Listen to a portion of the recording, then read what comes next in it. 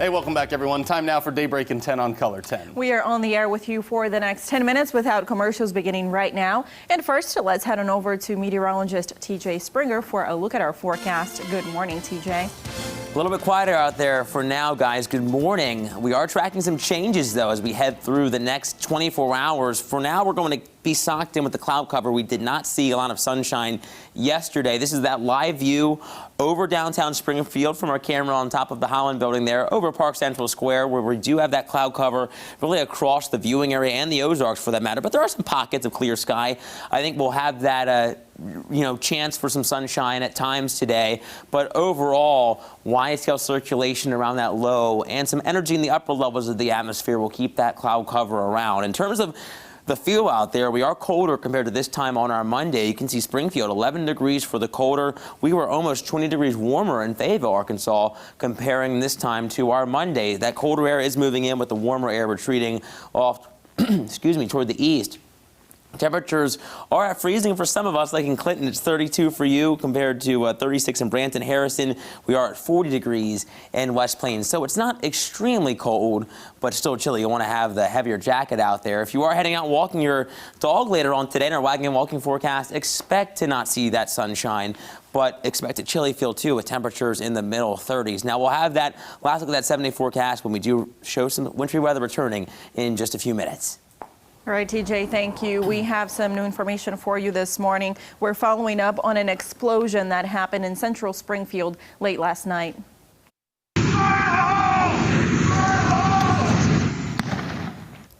The Springfield Bomb Squad was called to a location near Grant and Elm around 8 o'clock last night.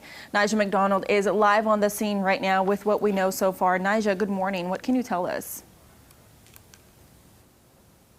Yeah, Jen, well, good morning. What we know is Springfield Fire Department cleared the scene here late last night before giving any official information to media outlets. However, we were able to speak with a few witnesses and able to piece a few of those clues together.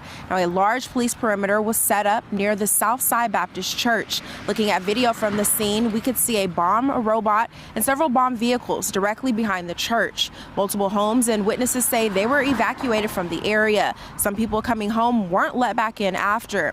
Now, around 10:45 last night, our photographer on scene heard a loud explosion. Kylie Lucas and Bex Hudson were in their backyard live streaming what was happening when they heard officials say fire in the hole shortly after the same explosion. Now, we will continue to follow up with more information on Color 10 midday, and as always, ozarksfirst.com. Reporting live in Springfield, Nigel McDonald, Ozarks First. All right, thank you, Nigel. Something we'll have to keep an eye on all Tuesday here. A design group will now work to design a sports complex in Springfield after City Council approved the annexation of land for the project last night. It's expected that this would bring a tourism boost to the Springfield economy. The complex will have 12 fields with the potential for more in the future for soccer, football, and baseball. Rob Hake is principal architect for H Design Group, which is designing the complex. It's around $15 million in cost, but one that the company is happy to take on. Right now, we're in the process of contractors to negotiate a good price with, and we're planning on a 12-month process. We're going hard and heavy into the drawing process, the permitting process, and the construction process. With the approval from council, they'll start getting into the drawing and construction of it all. The plan is to finish the complex in 1 year. City Council also approved several rezoning proposals. Cox Health can now build another parking garage near South National and East Bradford Parkway. New veteran housing will be built along West Kingsley near the Gene Taylor VA Clinic.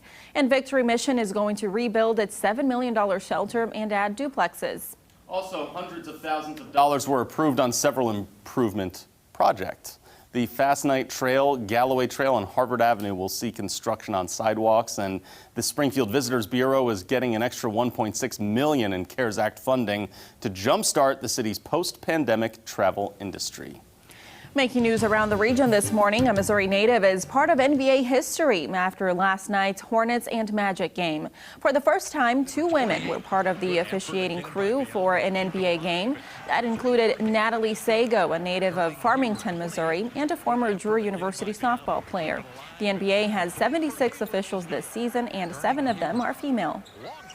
1 person has died and 2 others are seriously injured following a head-on crash in Morgan County. 22-year-old Tamara DeRue died at the scene. She was a passenger in a vehicle driving north on Missouri 5. Another car going south was attempting to pass a vehicle and crossed lanes.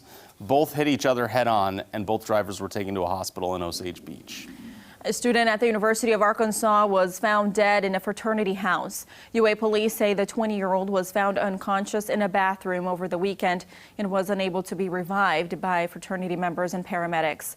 Right now, police are not releasing the cause of death, the young man's name, or the fraternity where it happened.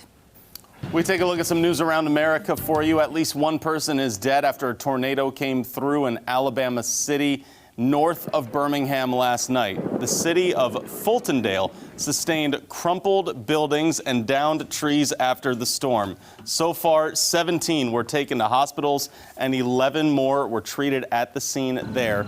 Search and rescue efforts still happening right now, with the city's mayor saying some people are still trapped in their homes. The damage is still being evaluated to determine the strength of the tornado, too. Some National Guard troops returned home from Washington, but not all of them. 7,000 troops will remain to guard the Capitol during the Senate impeachment trial next month. The Army will work alongside Capitol Police, D.C. Police, U.S. Parks Police, and the Secret Service. The troops should start to leave by mid-March. Southwest Airlines says passengers will not be allowed emotional support animals starting March 1st. Customers who want to bring a dog or cat on board as a pet will also have to pay a fee. The animal must also be kept in a carrier that fits under an airplane seat. Trained service dogs are an exception and will be allowed. The move comes after the U.S. Department of Transportation policy made changes allowing airlines to ban animals that owners were claiming to be support animals. Now let's take a look at what's coming up for you on CBS This Morning. Coming up, a historic winter storm is walloping the Midwest and even closing some coronavirus testing sites. Plus, why the debate over the safety of reopening schools continues to divide parents and teachers. Coming up on CBS This Morning. All right, today also marks a bit of a somber anniversary, actually. You're going to see much more of this being talked about on social media and in newscasts all day. It's the 1-year anniversary of the death of Kobe Bryant, guys. And this shook the nation. Everyone, even if they weren't a Kobe fan or a basketball fan, I think it hit everyone in a way, just because he's such a prominent figure. And I saw a couple of weeks ago, his wife, Vanessa Bryant, she had posted on her social media asking the media and everyone who would be covering the anniversary not to share any images of the accident, just because she said our family, we don't want to see that, and everyone who was close to him, they didn't want to see that. So I thought that was nice to see that, and that everyone is kind of respecting that too today and remember him for who he was and what he did. A lot of people just still really can't even believe that that is true, right? When that news happened, I remembered it was on a Sunday, and I just in disbelief watching the news all day. I walked into our station at the time where I was at in Wichita, our sister station, and my friends some of them were in tears. Yeah. And I mean, and we were all just kind of like in shock. Like, did that really happen? And it's just tragic. It's heartbreaking. And of course, it wasn't just him, his daughter and others who were on the helicopter with them too. That's right. He, his daughter, and 7 others there. So you'll be seeing a lot of coverage on that coming up throughout the day, locally and of course nationally. Before we get moving on this Tuesday, we got to let you know the clouds are hanging around, right? We do, yeah. We're going to keep them around. I think tomorrow going to be kind of the impact day of the week, guys, tracking some snow showers, and we could have a slick morning commute. I think that's looking a little more likely there, but another system moves in by Saturday. All right, we'll keep an eye out for those snow showers and that commute for tomorrow. Thank you, TJ. Thanks for joining us here on Daybreak.